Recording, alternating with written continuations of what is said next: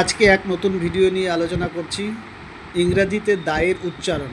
অর্থাৎ আমরা যে টি এইচ ই দা এই দায়ের উচ্চারণ নিয়ে আজকে আলোচনা করব। অ্যাকচুয়ালি আমরা যে কোনো ওয়ার্ডের আগে দা থাকলে আমরা দাই বলি, অর্থাৎ কোনো কোনো জায়গায় তার উচ্চারণ দা হয়, কোনো কোনো জায়গায় তার উচ্চারণ দি হয়। আজকে আমরা সঠিকভাবে জানব যে কোন জায়গায় দা উচ্চারণ হয় আর কোন জায়গায় দি উচ্চারণ হয়। অ্যাকচুয়ালি আমরা যখন কোনো ওয়ার্ড, সাপোজ আমি যদি ম্যাঙ্গো লিখি তার আগে আমরা বলবো দা ম্যাঙ্গো। কেন?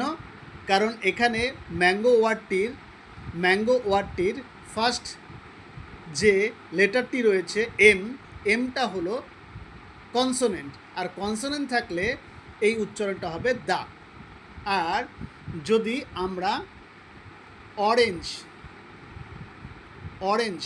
অর্থাৎ আমরা যখন অরেঞ্জ উচ্চারণ করব, এই অরেঞ্জ শব্দটির ফার্স্ট যে লেটারটি রয়েছে ও, সেই ওটা হলো ভাওয়েল, তাই তার উচ্চারণের আগে যদি আমি দা দেই তাহলে সেই উচ্চারণটা হয়ে যাবে কি দি, মানে দা না হয়ে উচ্চারণ হবে দি।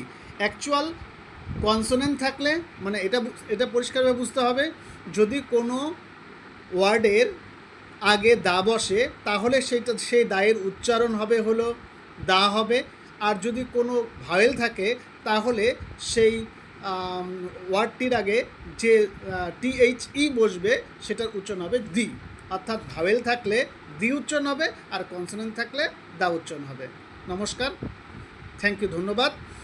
আপনাদের যদি ভিডিওটা ভালো লাগে অবশ্যই সাবস্ক্রাইব করবেন। এরকম অজস্র ভিডিও ভালো ভালো ইংলিশ অঙ্কের শর্টকাট নিয়ম এবং পাওয়ার জন্য, ইংলিশে গ্রামাটিক্যাল পাওয়ার জন্য আপনারা অবশ্যই সাবস্ক্রাইব, লাইক, কমেন্ট করবেন। ধন্যবাদ।